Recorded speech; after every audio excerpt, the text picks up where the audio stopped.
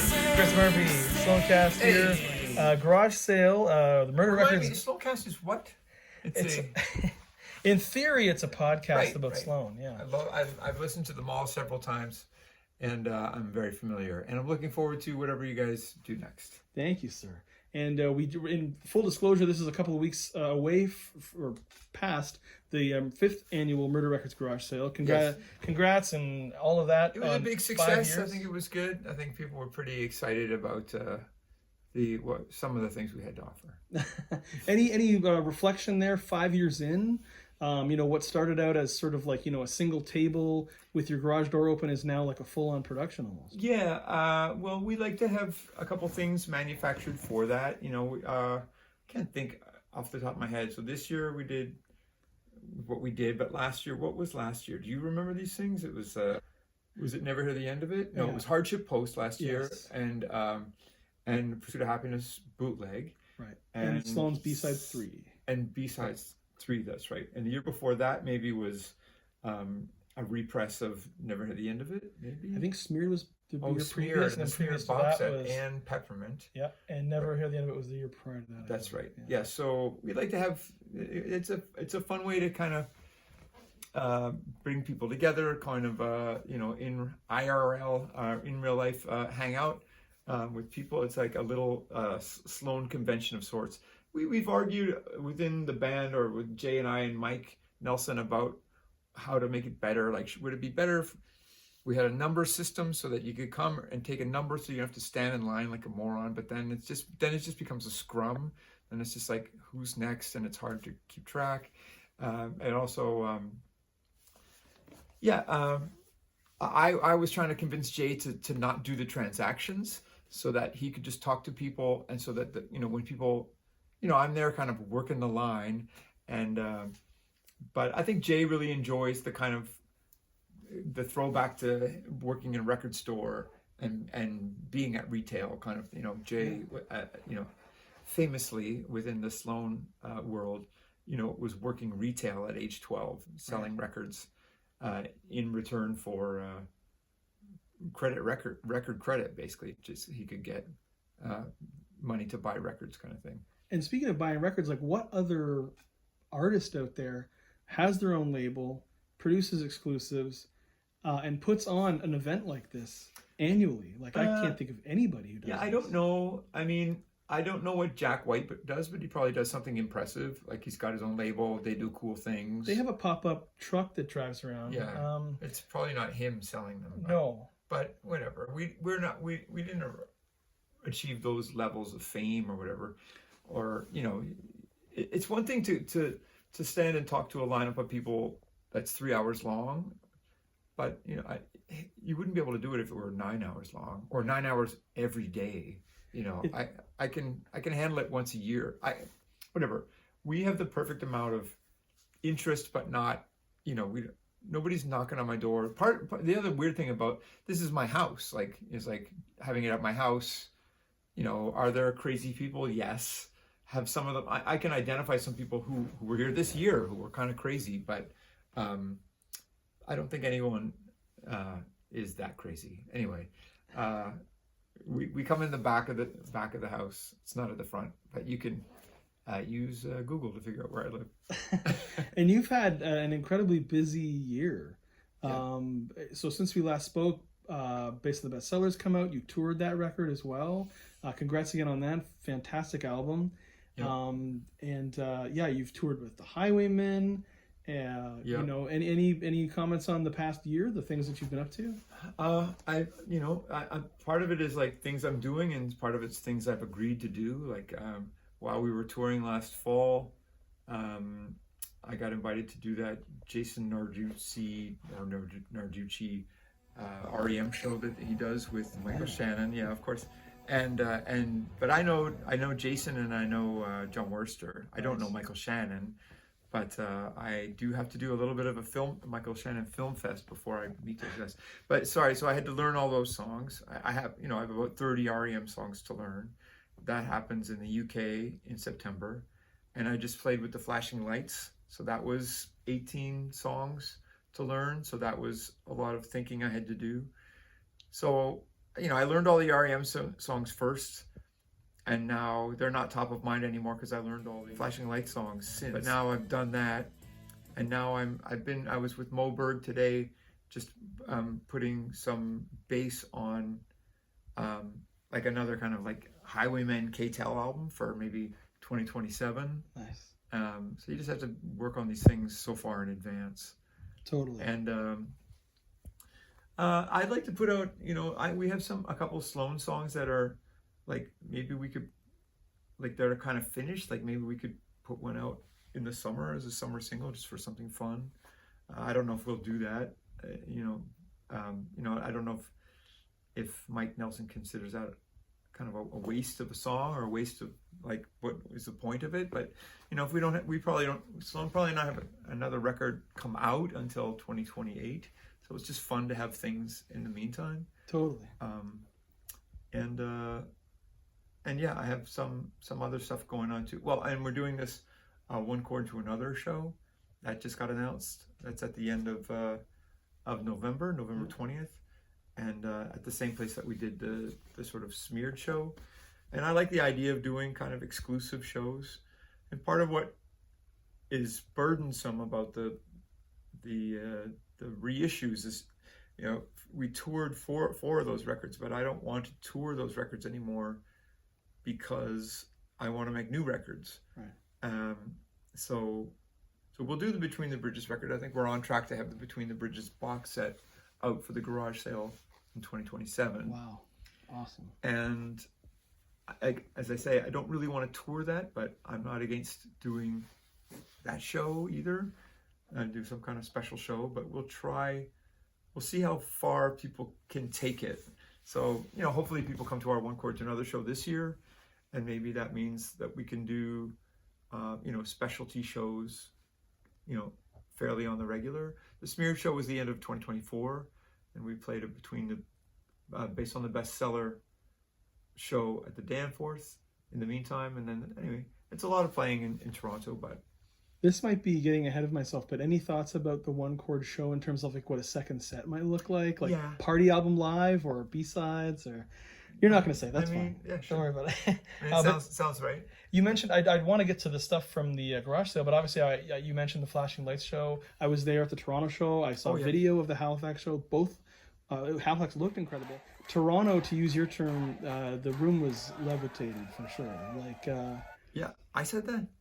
Well, you've talked about a room being, in previous conversations. It definitely, yeah, that Flashing Lights show, the Halifax one was nice, and it was great. And I was just like, this is great. But when we played the Toronto one, I felt the Toronto show I felt like that Flashing Lights was a Toronto band, really. Yeah. You know, they would have played Halifax only a few times. But they were in and around Toronto all the time, you know, playing, you know, I think people came from outside the city to see the show. A lot of people from Southern Ontario. Yeah.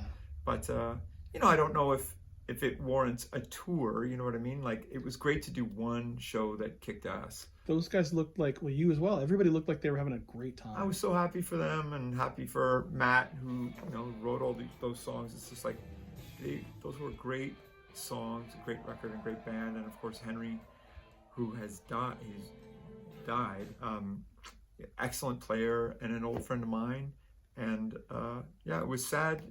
And his sister was at the show in Halifax, so it was kind of heavy, but it was, she also wrote Matt a beautiful note about, you know, which I think really let Matt free of the feelings of, you know, guilt and all those things that he feels. And so I think he was really happy that she was so positive about it. And, you know, he's proud of the songs, I think.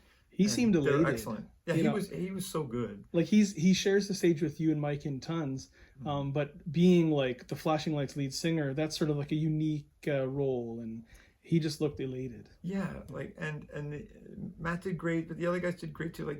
Like when we rehearsed, Gavin, he was playing the organ parts and he was playing the tambourine, but he was going bananas at the show. Like, it was really fun to see him peacocking around and kind of like whatever. Yeah, like it was a lot more energized than the rehearsals. Yeah. And for my part, I was just like, how into it should I be? Like, I mean, I didn't really feel like I had to sort of hang back or anything, but you know, it's like it's not my band, but you know what? It's exciting. Like I was trying to not completely pull focus, but you know, did it. also be fun. And as a viewer on the outside, I'll say that it was a perfect balance of you were sort of an audience member on stage. Yeah, so exactly. you knew when to pump everybody up, you knew when to get everybody clapping, Yeah. but you also kind of stood back and let them kind of shine as well, which was really sweet. Yeah, and I was the person on the stage who was able to say how good the band was. You know, Totally. they can't say that, but Yeah. they showed it. The proof is in the pudding, as it were. Let's get into some of the releases, if you don't mind, from this year's garage sale. Sure. How do you want me to hold these Let's things? say or chronologically. Yeah, they're right there. Okay. Obviously, Whiteout.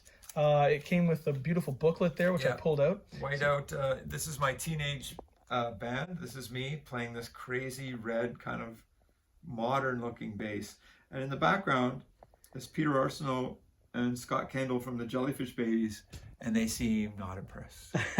So was this your first band? Had you done live performance prior to this band existing? All I had done before this was a coffee house where playing covers, and part of my my gag competition with Jay is that his band, the Deluxe Boys, played basically the week before or 2 weeks before this, and he always kind of says that he scooped me or something, but I was like, you're just playing covers. Like I did that in 85. This is 86. It's time for originals. Keep the record straight. Absolutely. I loved the booklet, by the way. It's a great And read. the booklet, as I started to read some of this to my parents when I was out east, I was like, typo. Like, who proofread this? But it is a pretty. It's very much in keeping with me, which is over documentation, self mythologizing, and you know, this band. You know, we practiced for probably a year, but we only played 3 shows, basically over 3 months. Yeah, it seems like yet it still gets a 12-page book. I love it. For a first band, it seems like you really lucked out with a great group of level-headed dudes. Yeah, they were all pretty cool. And I reached out to all these guys on email. They all responded to me, and I'm trying to get them to register for SOCAN so I can register these songs so that we can all share them in true punk fashion. That's great. But yeah, it's a great listen too. And being sort of your first official band, does this open the door up to potential future releases for, you know, I don't know how much you have that involved Jay? That involve Jay, perhaps? Like you mentioned Deluxe Boys, but I mean, I don't know what's on tape for Aware or Spent. Yeah, or like Convulsions. Aware and Spent is kind of the same band, but Aware I think just has like a live show opening for No Means No, and co-headline, and Spent has some recordings, but they're also terrible. The thing is, like Steve McCullough from Whiteout was also in Aware and Spent, and he's still a good guitar player. We should just redo them. But I don't know where the singer to that band is, and that singer's name was Chris Murphy. He's Chris Murphy as well. I wanted to just quickly comment too, like I had an interesting thought with the Whiteout 7-inch and some other things that have been coming out over the years, like the Who Taught You to Live Like That video, things that, you know, if the ability to do it at the time was there, you would have done it. And now there's like an ability to kind of go back and fill in the holes. Like there was never a Whiteout 7-inch, but now there is one. That's right. I mean, the Whiteout 7-inch is not required reading. I mean, not having a video for Who Taught You to Live Like That, I always felt bad because it was a Jay song, because he didn't have many of the singles, and we denied him the video. So I feel bad. So how long after Whiteout did you know Matt Murphy at the time? This is from April '86, and I think I met him. So that's as I was finishing high school, and I think I met him right as high school ended. I met him maybe 2 months later, and I only knew him from work. Like we both worked at the VG hospital. Okay. I didn't meet him through music or anything. And you both ended up being in Blackpool at different times, right? Yeah. And so how do we transition from meeting to the Super Friends starting? Was that his first musical effort, or like he was the consummate sideman? He was playing side for Leonard Cohen, for Al Tuck and No Action, or Bluegrass Lawnmower, which is Al Tuck's other group, and he played. I kind of played with them, but not really so much. He was in a band called the El Caminos, with Henry Sangalang and me and a couple guys, you know, a guy named Mark Schultz, and a guy named Rod Weir. I went to a couple practices, but I didn't play those shows. Maybe I played one show with them. But yeah, and so it was through Matt that I met Henry Sangalang. So I met Matt at work, and I met Henry just at Dalhousie, and Henry and Jay, and Matt knew Jay he went all through elementary school with him. They went to the grammar school. And also Matthew Grimson went there when he was really young, but moved out to the country. And a guy, Kevin Fox, if you've ever heard of that guy, he plays with the Stephen Page Trio. He's a cellist. And yeah, of course. He went to the grammar school too. So all those guys went to school together for a couple of years. But yeah, so I got, and Carney Lake Road kind of got going in my second year of university. I was kind of doing like Aware and Spent still, and I was in those bands concurrently. I was with I joined Carney Lake Road as I was already in this kind of hardcore band, and then it was actually so I was in a hardcore band with these guys like Aware, Spent, and we were really into DC hardcore. And the summer of '88, so that's 87, I went to DC on one of my DC pilgrimages, and in summer of '88, I was in Carney Lake Road and these hardcore bands and kind of wondering how to move forward, I guess. But I saw Fugazi in DC, right? And I really felt like Carney Lake Road was more of the future than just the pure hardcore stuff. It just seemed like a dead end or something. Right. And then I just, like, when I saw Fugazi, I just felt like my mind was open to the possibilities of different types of music or whatever. And I felt like, you know, Henry was so good and Jay was quite good, and they just knew a lot more music than I did. I was very just like a hardcore kid at the time. Yeah. And other bands are popping up around you. To be honest, I didn't own By Request or Stick to Itiveness back in the day. I only saw, you know, the Much Music footage of you in '95, Super Friends showing up, and Sookie and Lee and everybody. Oh, and she called them SLOAN too. I don't know if you remember that. Did she really? Does anyone have any questions for SLOAN? Oh my God. It's one of the most explosive performances I've ever seen. Super Friends theme? It's insane. Are you talking about Super Friends theme? That's on. Yes. That's on the Super Friends. 94 early recordings? 94 early recordings, right. So this is Matt Murphy, Charles Austin, and Drew Yamada. And these are all songs that ended up on Mock Up Scale Down. So these first 10 songs are from one day in January '94, using the gear that Jail was using to make their Sub Pop record out in where was it? Maybe some small town in Nova Scotia. So and some of these came out, as you say, on a tape called Stick to Itiveness, not to be confused with a CD called Stick to Itiveness. That was like a Super Friends best of that came out a couple of years later. And then this Come Clean and When They Paid Me are from the Murderecords By Request single, and those are the recordings. And I happen to play drums on those, and I play drums on those. So I'm the fourth guy on this recording, but I'm not on the cover, and that's fine. I was going to ask how that came together. Like, I admit, like, it was like the 98 I at Much Music when you said, I was in the Super Friends, and Matt Murphy's there. You acknowledge him in the audience. That was the first time it kind of hit me like, oh, Chris played with them too. Like, for me, it was, you know. It was kind of, I mean, I played with Matt all the time. He was like one of my best friends. And, while I was with SLOAN, and then there was that time like that I wasn't with SLOAN, or that we decided we weren't going to be a band at the end of '94. So like all that early '95, I was playing with the Super Friends. Dave Marsh, the great Dave Marsh, played drums for the Super Friends on the record Mock Up Scale Down, and it's excellent. And he's so much better than I ever got. But he didn't want to tour with them, so I ended up doing those Super Friends tours in '95. I love the playing on this, I have to say. Sorry to cut you off. Yeah. The playing on this is it's just so much worse than the markup scale down, but it's fine. It's great to hear your take. Like, I think, was it 10 Pounds that sort of has like a more R&B kind of like slow jam vibe? Yeah, maybe. It's like a halftime. That wasn't necessarily my idea. Like, I probably did what I was told, but it's cool to hear your take on the songs, like songs that people would know from markup scale down. Yeah, and I think that, well, it worked both ways, but I feel like I remember he'd be working on songs, and I would say, "Why don't you do this?" And and he might use that idea. But same with me. I know, like Matt, when I made that song called "Your Daddy Will Do," I think he came up with the whole, like a whole kind of section of that.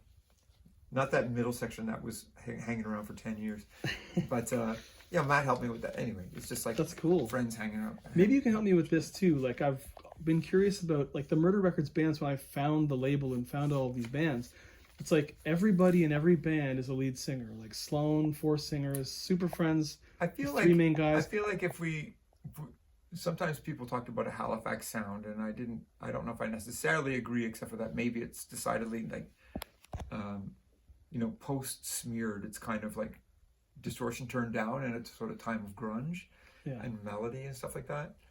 But I think that a lot of bands, Thrush Hermit and Jail and Super Friends, for better or for worse, they kind of use the kind of democratic, like, let's all be songwriters, like it's encourage everyone to be a songwriter.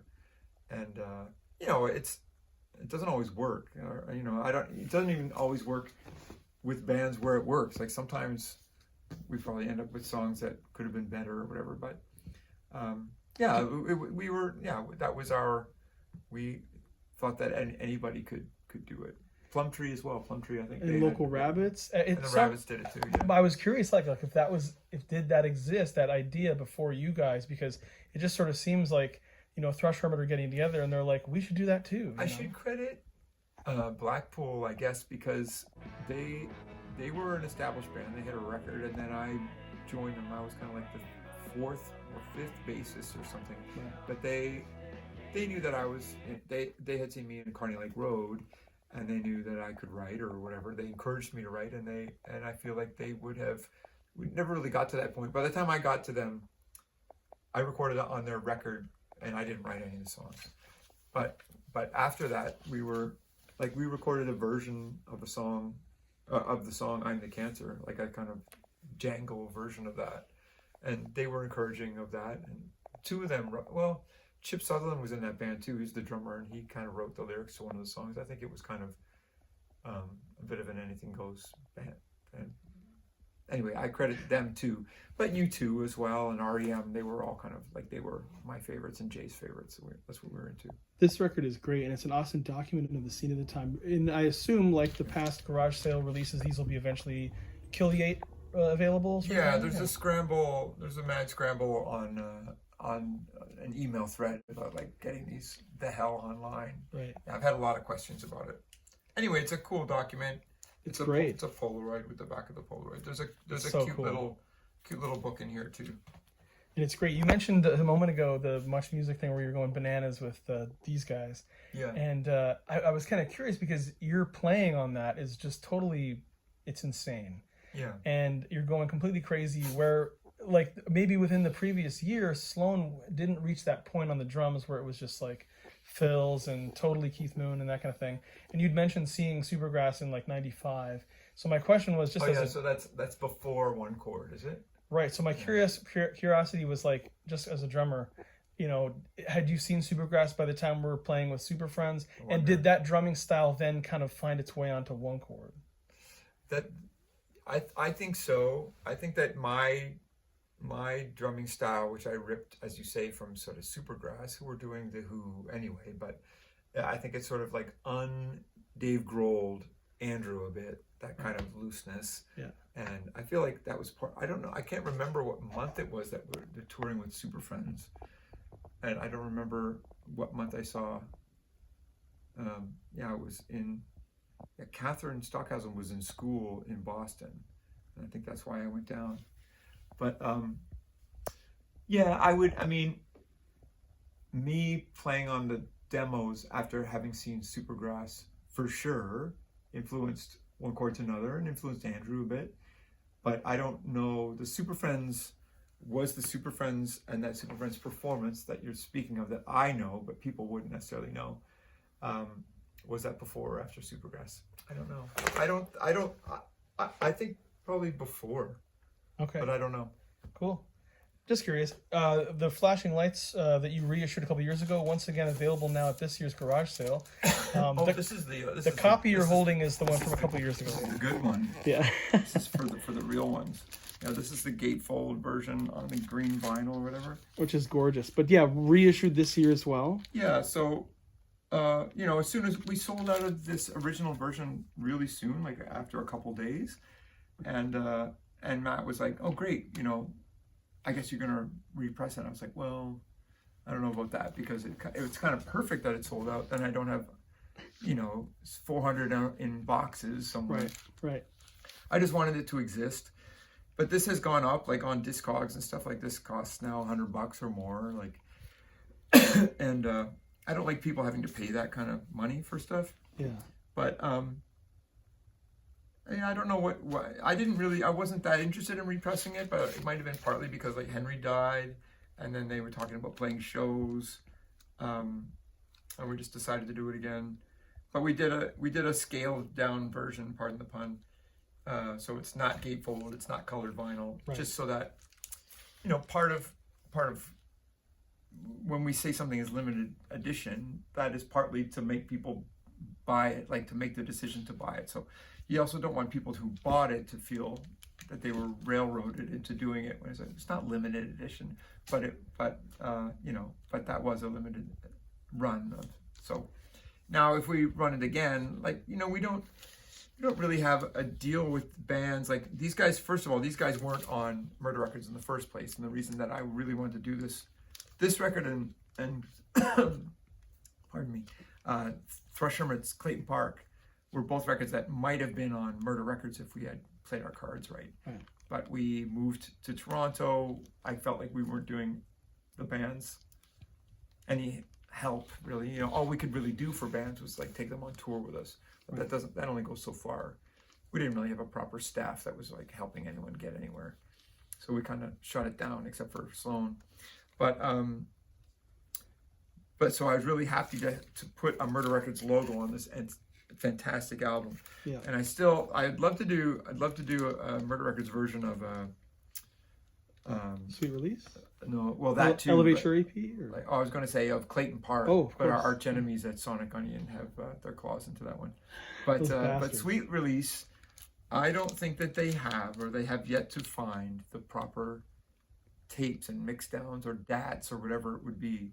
But this is 99. 2001 was famously a terrible time for formats. Like it might be that their record, the mix of their master of the record is on 3 VHS tapes that have to be kind of slaved together or whatever.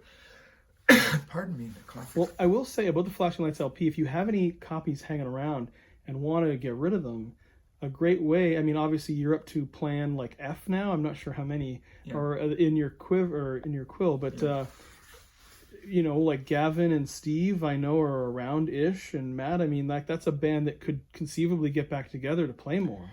Well, I mean, I don't know exactly what he means, but when Matt wrote a kind of thank you note online, it was like, is this the beginning or something? I don't know. It wasn't that, but it was something to suggest that maybe there's something in that. Like all those guys really like each other. Yeah. They don't need me. Certainly for a recording, Matt could do everything, but he looked particularly inspired. I'll say it. I think he was too. Yeah. And they all like be together and he gets a huge kick out of Gavin. Is such a crazy man. Well, I traded headphones for Oh, I do want to mention quickly about the Flashing Lights show. How about Olive Walton? How awesome was that? Oh yeah, she was so cute. Yeah, so Olive Walton, this young woman, put a video online of her singing. Summertime Climb. Summertime Climb.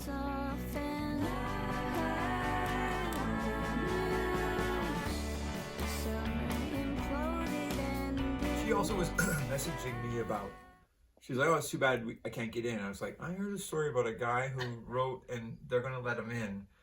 And then, I said, and I gave her that advice, and then she did, and they said that she could come in too. So I wasn't sure. And then when she did the summertime climb stuff, she tagged me and everything, but I didn't repost it, I think, or I didn't mean to, because I didn't want to be on record as saying, encouraging young kids, young women especially, to come to bars. Right. But I think that, I don't know if it was about North by Northeast or whatever, but they were letting young people in. So I didn't feel it was so, so much of a, I didn't want to get anyone in trouble. You know, I didn't want anyone to lose their liquor license or these kinds of things. But I think there was a legitimate, whatever. I don't know if it's always the situation, but maybe it was just North by Northeast. Anyway, we're always happy to see young kids come. Anyway, she did that version of that Flashing Light song. And I said, why don't you come down and sing it with us? And the thing was, so the way the song goes, it's singing and then like two voices kind of backing up, like it's call and answer a little bit. And I was doing that with Steve, and I was just like, are we getting this? I don't even know if this is working. And then when she did it, I think the version that she did was in a higher key. So she's just like, I can't even sing it in the regular key. So what I'm gonna do is I'm gonna sing a harmony the whole time. First of all, the balls of her to say, here's what I'm gonna do.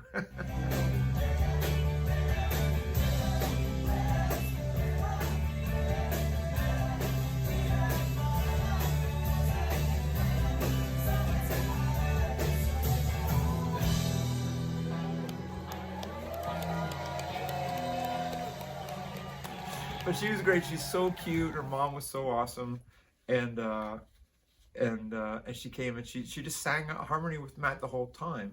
And I don't think it threw Matt off. Like I think Matt is like incredibly musical. Nothing would throw him, I'm sure. But I just thought it was perfect. It was great. And there's an awesome generation of younger people now. You know, I'm saying that in my mid 40s, like, you know, late teens, early 20s, who are putting up, I don't know how aware of this you are, but like, you know, TikToks and stuff of all of your early interviews edited together, like, oh my God, look how cute Jay is, and look at Chris, and, you know, just sort of, oh, yeah, absolutely, just like idolizing you guys with these sort of like modern sort of clip farm edits and stuff. It's so cool. Well, I love it. I'm inspired. I like it too. Yeah, it's nice to see young people. It's happening definitely with SLOAN and, you know, the Highwaymen, like these, you know, people whose fans, like the kids have been indoctrinated, and, you know, some of them are coming of their own cause, like they don't even come with their parents anymore. They just learned to like it or whatever. But anyway, yes, very fun to see. I brought the other Super Friends albums that I had too, just sort of for context, just to kind of contextualize the whole discography. Yeah, so this is a record. I was so mad about the artwork. This is a Charles Austin special. I just thought the artwork was so terrible. But I guess I get kind of a kick out of it now. But I just thought it was unacceptable at the time. So this is there's some cool songs on this, and who's playing on this? Is Lonnie on this? That's a good question. I should open it. I should crack it and see. I assume so. Yeah. No, I think it is. I think when you look, I think there's either a yellow or a blue piece of paper in here, and it shows all these pictures of them kind of stretching and stuff. Yes. And I think it's Lonnie. It is, yeah. But I don't think that means he plays on it, but he Okay. does probably play on at least some of it. Yeah. It's probably Dave. Maybe even, I might even be on some of these. We'll have to crack it, and I'll put in a little clip here explaining the correct answer. But Yeah, it doesn't matter. Lonnie's the only one listed as playing drums. Also, the cover is inspired by this 1974 8-track. It's But a great collection. It's a cool thing. Jay hates 10 inches. There'll never be a SLOAN 10 inch. I agree. I'm not a big fan of 10 inches, although that's probably the only one in my collection. It's fun to have. And of course, No, this is just like one of the great records ever, certainly out of Halifax. Like, it's something. This is Matt and Drew and Charles and the great Dave Marsh playing drums. did you have any hand in the cover there? I mean, I know that the band I made didn't the make instruments. the cover. No, they all made all that stuff. I may have done kind of like the Quark Express of it in the first place, the kind of like the layout, but I was never very good at that kind of stuff. There were a couple guys in town, Chris Mueller, he did, but this is a nice, so this is a record that came out on CD only, and then we pressed it on vinyl in 2013, I think. Yep. And this is the picture of them recording, and then this is the hilarious reconstruction. Is that Murder Office on the That's right there? the Murderecords office. Wow. That's Colin McKenzie, who, with his glasses off, I guess, just to mirror that. But he normally had very thick glasses. That's Colin managed Jail. That's Jail Dream Cake on the road. Would you have been there Jail. like art directing this setup, or? I think I was there for this. This is Catherine though. I wasn't there for this, I don't think. But I think it was just like, let's copy. I think we just had a copy of this picture, and we just thought it'd be fun to redo. That's great. Um, Speaking of potential reissues, yeah. 96 Super Friends. You don't have to worry about putting that back in. But yeah, Super Friends, new drummer Lonnie James, and they put out Slideshow. Yes. Fantastic record. So, you know, not to be getting too ahead of ourselves or whatever, but potential reissues. I bring this up to say that there's an excellent CBC real-time recording from like early 97 of Super Friends with Lonnie, and they do 4 unreleased songs. What?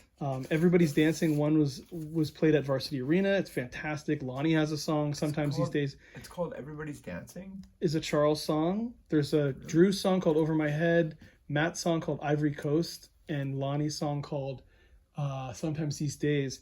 So if there is ever a Slideshow reissue, or perhaps I could inspire you to do like a 7-inch of those 4 recordings, because they're just fantastic. Anyway, just wanted to drop that in there.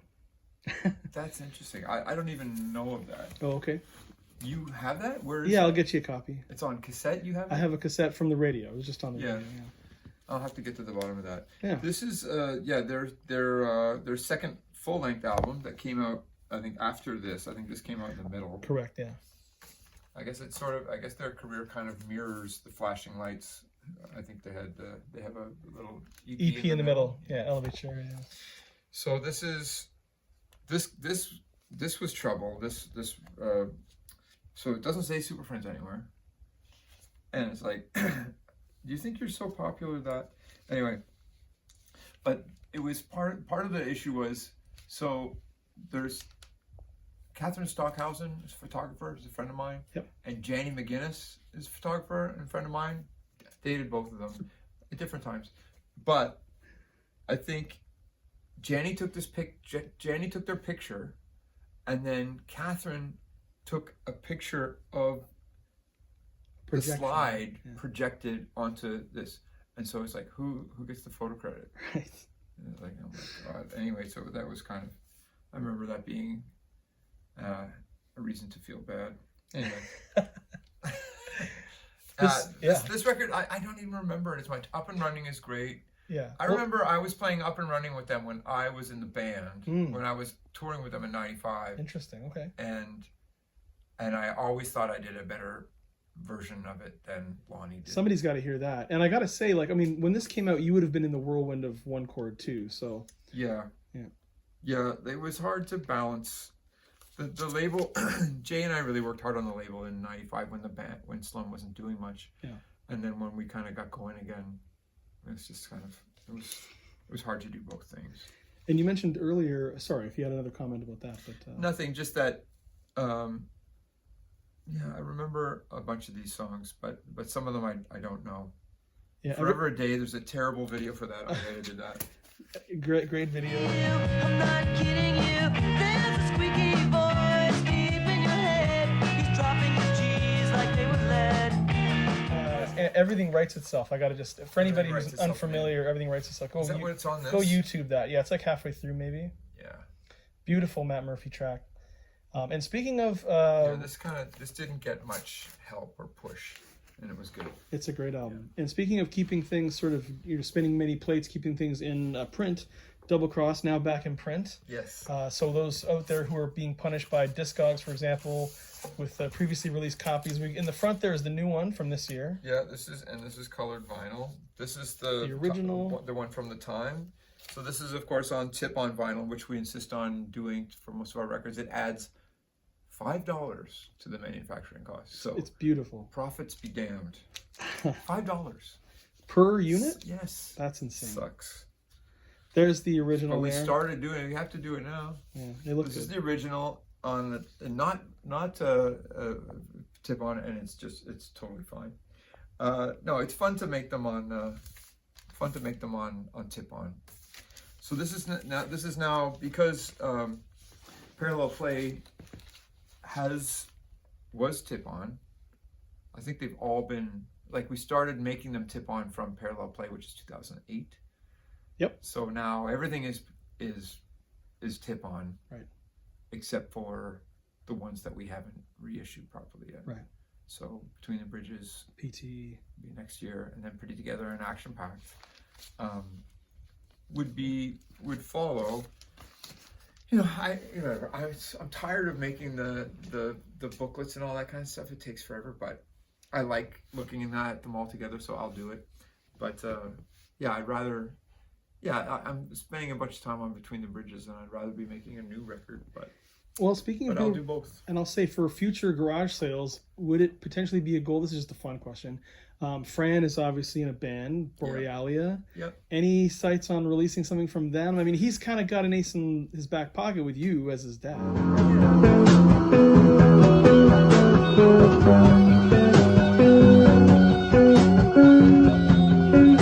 Yeah, I mean, I would help them if they could figure out. They record and they fight about who should play what on all that kind of stuff. I'm just like, if you guys can figure out, if you want to go in the studio and not fight, like I'll pay for that, or I'll help you. But if you're gonna go in and just argue in the studio, I don't want to pay for that. Like I was like, do the demo here, argue about who's gonna play what part, or argue about the parts or whatever. But just like when you go into a studio, know what you're doing. So, absolutely. And any fun insight being... I don't know if they're interested in being, it's like, I don't know. a part of it. Yeah, Yeah. It's like Justin Trudeau's kid, Right. Like, which is just excellent sounding. he's so good. Wonderful. Anyway, and also just a kind of curious question about, I'll end it here with just sort of insight. Your dad watched you join bands and then take off, and so do you have an insight about what he thought at the time versus now what you think your son is now playing in a band? Well, the joke is that with me, my dad just wanted me to do well in school, of course, because that's how he pulled himself out of poverty, and I understand, and I agree. I think doing well in school is a good idea, but for Fran, like he finished grade 12 and he's now just kind of like hanging around. He's got a job at the library, but to me, like, music is his plan A.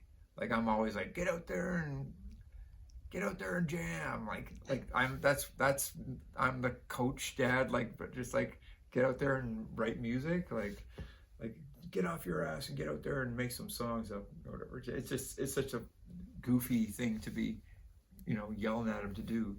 But Francisco, my older kid, like, he's incredibly musical. Yeah, his band is Borealia. He's got a couple different bands, but I think Borealia is the one that's kind of furthest along. But I don't know. It's all the other kids are doing a thing, either in school. One of them's still in high school. Two of them, one goes to U of T, one goes to TMU or whatever. And but Fran doesn't. He's not in school, so I'm just like, do it now. Like hurry up. Don't wait till you're in your Like, 50s to put out a 7-inch. Well, not only that, yeah, but just like, if I were the parents of the other kids, I'd be saying, just do well in school. Yeah. Like, keep the band as a hobby. Whereas I'm like, get out there and fail now before you're even 20. Like, go out and be poor and sleep on people's floors, before we're married with kids and have jobs and stuff. Like, it's impossible. Yeah. Yeah. Well, thanks again for speaking with me today. And, here's to the garage sale next year and everything you've got coming up. Right on. And Rob, here's to SLOANcast and your support and getting the word out about all this kind of goofy stuff that we do. And how lucky am I that we get to do all this stuff and finally document the most important band of the 1986 hardcore era. Oh my gosh. Anyway, it's pretty fun. That, like, in terms of the songs, there's one good song, and yeah. Better than no good songs. All right, buddy. Bye, SLOANcast. Bye, everybody. Thanks again. Thanks for listening.